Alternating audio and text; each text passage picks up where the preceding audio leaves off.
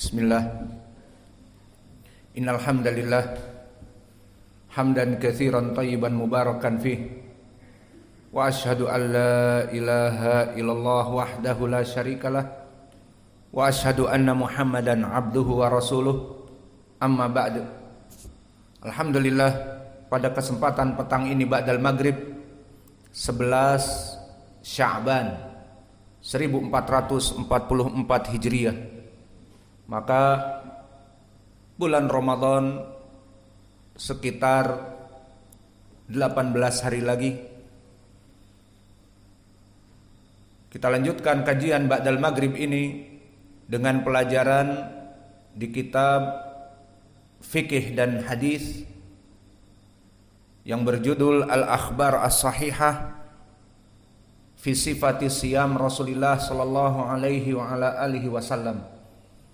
Kumpulan hadis-hadis yang sahih tentang permasalahan sifat bagaimana puasanya Nabi Muhammad sallallahu alaihi wa ala alihi wasallam. Dan kitab ini telah kita masuki hampir setengah, dan sekarang kita masuk kepada masalah yang terakhir dari fasal as-sahur. Maka di pelajaran ba'dal asr telah kita bantah permasalahan imsak al-ihtiyati. Mereka orang-orang yang menganggap ibadah dengan melaksanakan imsak, menjauhi makanan dan minuman sebelum adzan fajr yang kedua sekitar 10 menit, 15 menit, bahkan di masjid-masjid dikumandangkan imsak. Maka ini perbuatan yang tidak ada sunnahnya dari Nabi Muhammad sallallahu alaihi wa ala alihi wasallam, dan bahkan mematikan sunnah. Dengan menghidupkan imsak ini justru mematikan sunnah. Apa? Sunnah mengakhirkan sahur. Justru di hadis Anas dan Zaid ibn Thabit, sahurnya Nabi itu sekitar membaca ayat Al-Quran 50 ayat. Justru sekitar 15 menit, 20 menit itu waktu untuk sahur Nabi. Dan Nabi melaksanakan sahur dengan para sahabatnya pada waktu itu. Adapun di masjid-masjid malah mengumandangkan imsak, lebih baik meninggalkan waktu sahur sebelum 20 menit, 15 menit, 10 menit. Maka telah kita bahas di pelajaran ba'dal asr, dan sekarang kita masuk kepada pembahasan masalah yang ke-8, fadilatus sahur, keutamaan sahur.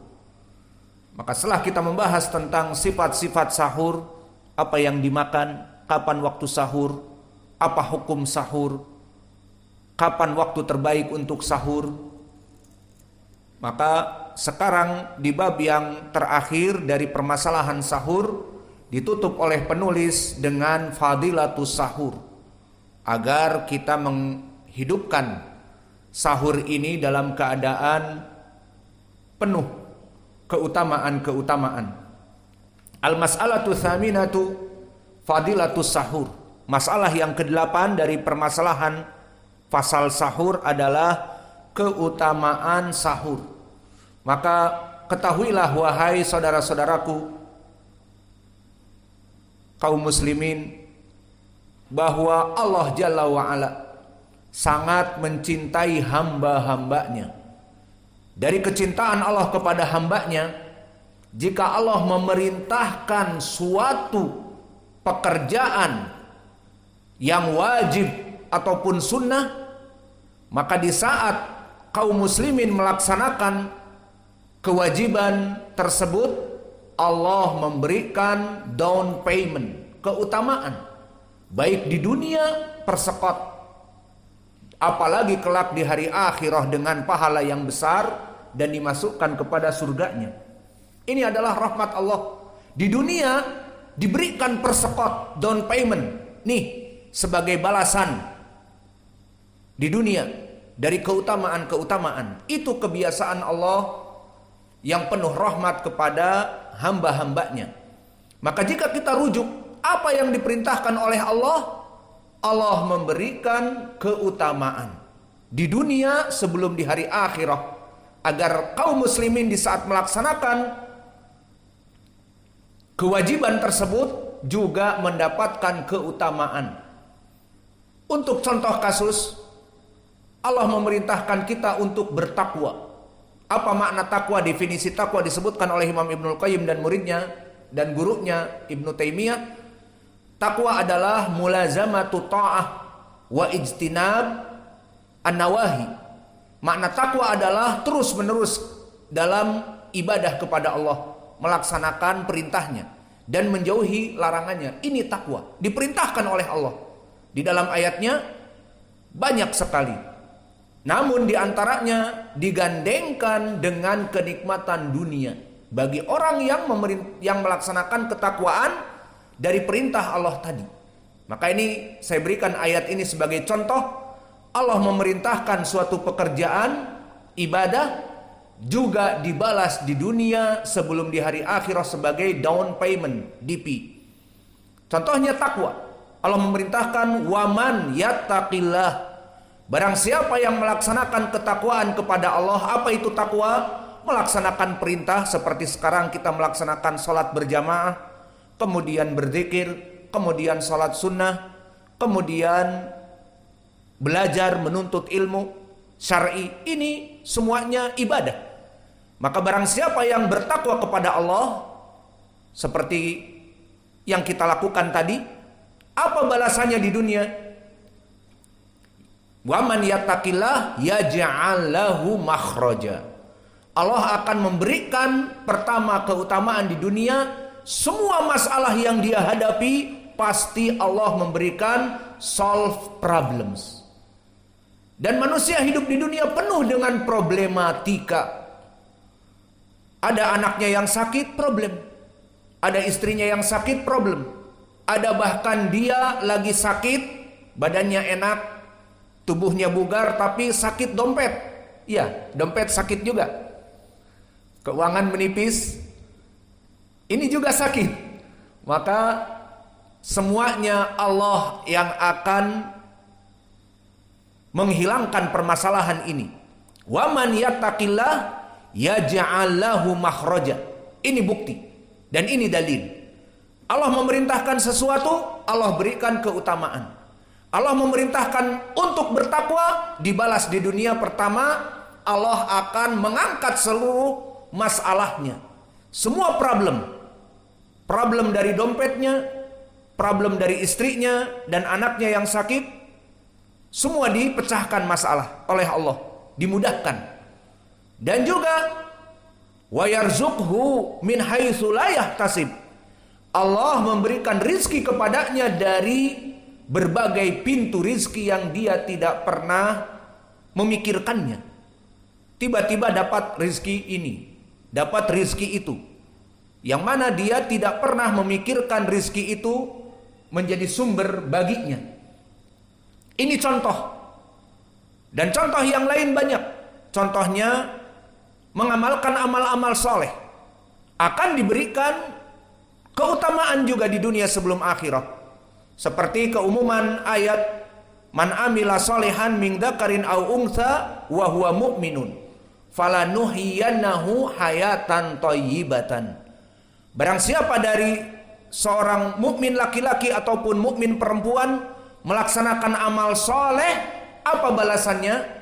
Falanuhyiyannahu hayatan thayyibatan. Janji Allah, orang yang melaksanakan amal soleh di dunia, sholat 5 waktu, belajar menuntut ilmu, melaksanakan semua ibadah-ibadah, falanuhyiyannahu hayatan thayyibah. Allah akan memberikan kehidupan yang mulia. Ayat ini telah ditafsir oleh sahabat Ibnu Abbas dari berbagai jalan. Makna dari hayatan thayyibatan, rizqun hasanun fi hadhihi dunya. Allah memberikan rizki yang melimpah di dunia ini. Maka orang-orang yang bertakwa kepada Allah tadi, Allah berikan rizki dan solve problem, pemecahan masalah. Ini dalil orang yang melaksanakan ketakwaan, Allah berikan keutamaan di dunia. Dan juga tadi contoh yang kedua, amal soleh. Orang-orang yang melaksanakan amal soleh disebutkan oleh Allah, falanuhyiyannahu hayatan thayyibatan. Hidup di dunia mereka dalam keadaan kebaikan, dipenuhi rizki, dipenuhi Apa saja yang dia butuhkan, Allah berikan. Maka ini dua contoh dari ayat Al-Quran. Dari rahmat Allah, Allah jika memerintahkan kepada hambanya baik yang wajib ataupun yang sunnah dari ibadah dilaksanakan, Allah akan memberikan kemudahan di dunia. Ini janjinya. Begitupun dalam permasalahan puasa Ramadan. Antum ingat 2 bulan yang lalu telah kita selesaikan kitab Al-Akhbar As-Sahihah fi Fadailis Siyam. Kumpulan hadis-hadis yang sahih tentang keutamaan puasa Ramadan. Kami menyebutkan berapa? 18 bab. Keutamaannya dibagi di dunia, di alam barzah, dan di hari akhirat. Maka banyak sekali, sekitar berapa? 100 hadis lebih membicarakan tentang keutamaan orang yang melaksanakan puasa secara umum. Dan puasa ibadah. Maka kesimpulannya barakallahu fikum, dari rahmat Allah kepada hambanya, Allah memerintahkan sesuatu, juga Allah memberikan down payment bagi yang melaksanakan kewajiban atau sunnah tersebut. Nih, Allah berikan kebaikan di dunia dan kebaikan di hari akhiratnya kelak, dengan puncaknya the high enough, puncak primaknya dimasukkan kepada surga. Dan bab yang terakhir dari permasalahan kita tentang sahur, maka penulis menyebutkan bab yang ke-8 ataupun masalah yang ke-8, fadilatus sahur, keutamaan sahur. Karena apa? Kembali kepada rahmat Allah tadi, di mana di saat di hadis-hadis dan ayat yang lalu diperintah kita untuk melaksanakan sahur seperti di Al-Quran, wa kulu washrabu hatta yatabayyan lakum al-khaytul abyad minal khaytil aswadi minal fajri. Maka makanlah dan minumlah dari sahur kalian. Perintah makan sahur sampai terlihat fajar yang kedua di ufuk timur.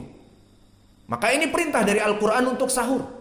Adapun di dalam hadis banyak diantaranya yang muttafaqun alaih dari Anas ibn Malik, berkata Rasulullah sallallahu alaihi wa ala alihi wasallam, tasahharu fa inna fis sahuri barakah. Maka laksanakanlah makan sahur, karena dengan sahur itu diberkahi makanannya. Maka perintah-perintah ini seperti di bab yang terdahulu, kita diperintahkan oleh Nabi untuk melaksanakan sahur. Maka di sini pembahasannya, barang siapa yang melaksanakan sahur yang merupakan ibadah sunnah, maka dari keutamaan, dari rahmat Allah, Allah memberikan setelah itu keutamaan. Disinilah yang akan kita bahas sekarang. Apa itu keutamaan sahur? Banyak.